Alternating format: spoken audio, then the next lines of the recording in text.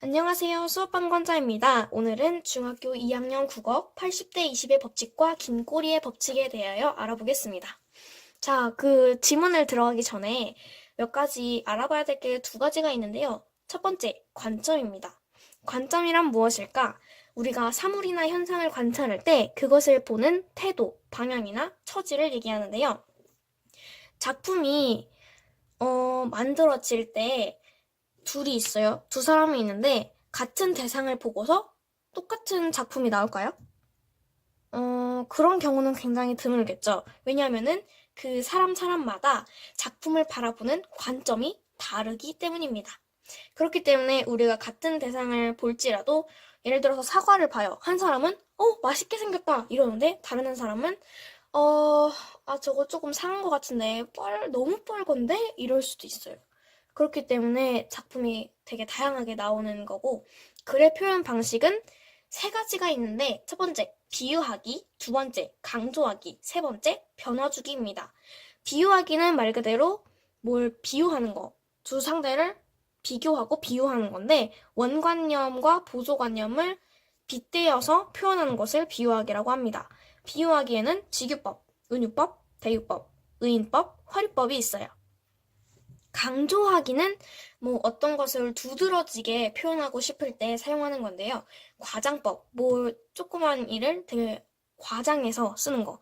예를 들어서 하늘이 푸르다 이러는 거를 하늘이 오늘 매우 푸르구나 이렇게. 그리고 영탄법, 반복법, 열거법, 대조법이 있어요. 변화주기는 말 그대로 약간 덤덤한, 밋밋한 그런 대상에 변화를 주는 거예요. 그래서 색다르게 흥미있게 보이게 하기 위해서 이 변화주기라는 것이고요. 변화주기엔 무엇이냐면 의문문의 형식을 가지고 있는 서리법, 즐겁지 아니한가 이런 거, 인용법, 반어법, 역설법.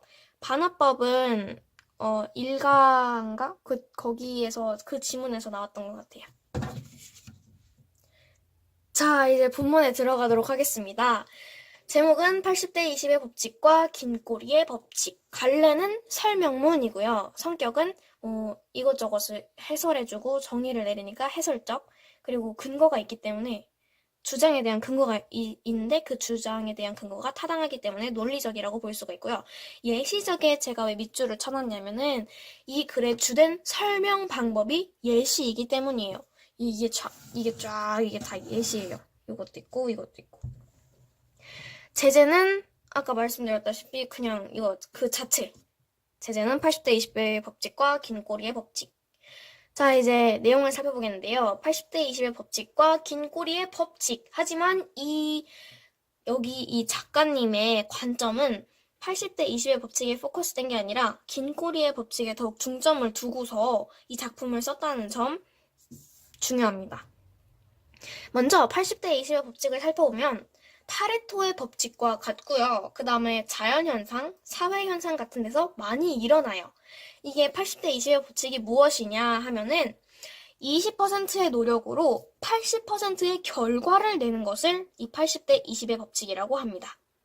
이 본문에서는 80대 20의 법칙을 거인이라고 표현했어요. 우리가 거인, 막 2m가 넘는 거인과 조그만한 소년이 싸우는 이야기를 한 번쯤 들어보셨을 거예요. 누가 이겼죠? 네, 소년이 이겼어요. 이게 조금 있다가 이 내용이 나올 겁니다. 그리고 80대 20의 법칙을 반스 앤드 노블이라는 유명했던 책 서점 이거에 비유를 했어요. 긴 꼬리의 법칙은 승자 독식의 원리와 좀 비슷하고요. 온라인에서 잔챙이들이 단결된 힘을 보여줘서 더 큰 힘을 발생시키는 것을 긴 꼬리의 법칙이라고 합니다. 긴 꼬리의 법칙은 이곳에서는 소년이라고 표현이 되었죠. 그리고 서점으로 따지자면 오프라인 매점이 아닌 온라인 서점인 아마존에 비유를 했습니다. 온라인이죠. 반스 앤드 노블은 매장 공간에 한계가 있기 때문에 책을 약 13만 권?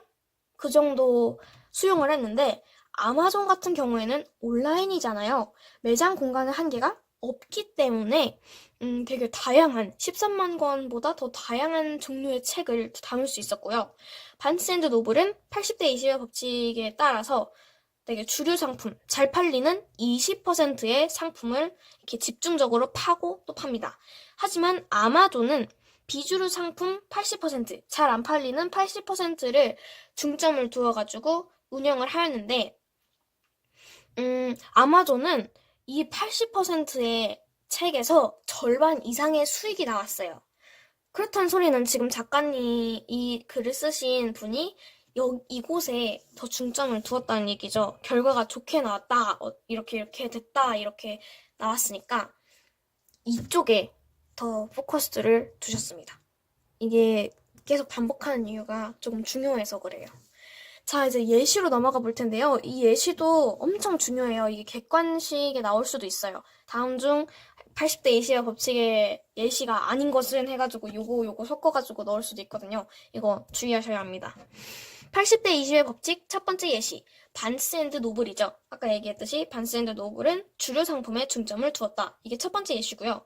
두 번째, 일개미들 중에서 20%만 일한다는 흥미로운 사실이 나왔습니다. 그렇기 때문에 여기도 이거에 포함될 수 있다고 보여졌고요. 세 번째는 한 나라의 경제력. 이게 20%의 사람에게서 80%의 돈이 나온대요. 그렇대요. 네 번째, 기업 매출은 20%의 사람이 80%의 수익을 낸대요. 그래가지고 VVIP라던가 이런 사람들이 거의 대부분의 돈을 내는 것이죠. 다섯 번째, 은행 예금의 80%는 20%의 사람이 이렇게 돈을 넣어준다고 해요. 그래서 은행 창고 같은데 오프라인 은행에 가보면은 일반 손님 고객을 다루는 칸이 있고 옆에 또 보면은 약간 또 칸이 나눠져 있잖아요. 그곳이 20%의 사람을 위한 곳입니다. 여섯 번째, 백화점의 20% 사람들이 80%의 수익을 내요. 아까 이거랑 비슷하죠? 그래가지고 막 드라마에서도 막 뭐라 그래야 되지? 털 가운? 이런 거 입고 사모님들 같으신 분이 막 이렇게 백 메고 오시면 오셨습니까? 손님 이러고 되게 많이 좋게 접대를 해주잖아요? 이게 이것 때문에 그래요. 그리고 긴 꼬리의 법칙. 이거는 딱히 예시가 없었어요. 아마존이 그 예시였다는 겁니다. 네. 아마존이 예시예요. 자, 다시 정리를 해보면 80대 20의 법칙은 파레토의 법칙이라고 불리고 자연현상, 사회현상에 좀 많이 일어나면서 20%의 노력을 20%의 노력으로 80%의 결과를 창출해내는 그런 거고요. 긴 꼬리의 법칙은 승자 독식의 원리와 비슷하고 온라인에서 잔챙이들이 단결된 힘을 모아서 더 큰 힘을 발생시키는 겁니다. 자, 오늘 이렇게 수업이 끝났고요. 이 정보가 많은 도움이 되었으면 합니다. 오늘 영상은 여기서 마치도록 하고요. 다음 시간에는 역사로 찾아뵙겠습니다. 안녕!